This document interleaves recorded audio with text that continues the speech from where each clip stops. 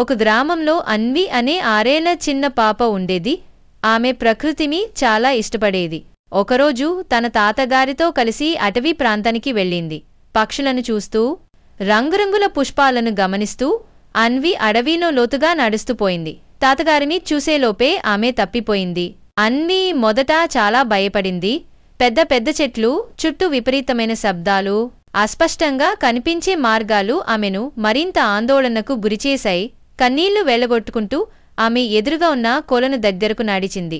అక్కడ ఓ చిన్న తాబేలు కనిపించింది.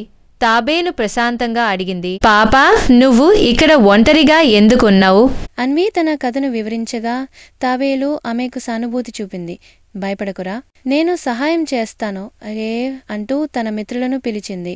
అవి తెలివైన నంగూరు కోతి, మృదువైన ఎలుగుబంటి, ధైర్యవంతమైన పులి, దయగల ఏనుగు. కోతి వృక్షాల మీద ఎక్కి దారి చూపించేది.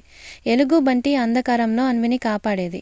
పులి తన ధైర్యంతో ఇతర ప్రాణులను దూరంగా ఉంచేది. ఏనుగు తన గొంతుతో అడవిలోని ఇతరులకు సంకేతాలు పంపేది.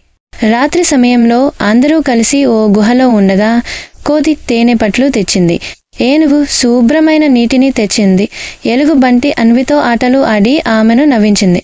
పులి బయట కాపలా కాస్తూ ఆమెకు భద్రత కల్పించింది. ఆ రోజు ఉదయం ఏనుగు చేసిన శబ్దాలను అన్వి తాతగారు మరియు గ్రామస్తులు విన్నారు. వారు ఆ శబ్దాలను అనుసరించి గుహ దగ్గరకు వచ్చారు. అన్విని చూసిన వెంటనే తాతగారు ఆమెను కౌగిలించుకున్నారు. ఆనందంతో వారి కళ్ళలోనూ కన్నీళ్లు మెరిశాయి.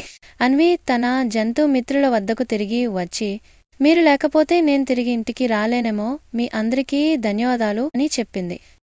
జంతువులందరూ నవ్వుతూ, నువ్వు మన మిత్రులుంటే అడవి కూడా సురక్షితమే. అప్పటి నుండి అన్వి తరచూ అడవికి వచ్చి తన జంతు మిత్రులను కలుస్తూ ఉండేది. ప్రతిసారి వారి మధ్య అనుబంధం మరింత బలపడింది. కథలోని నీతి స్నేహం, సహాయం, ధైర్యం కలిగి ఉంటే ఎంతటి గమ్యమైనా చేరవచ్చు.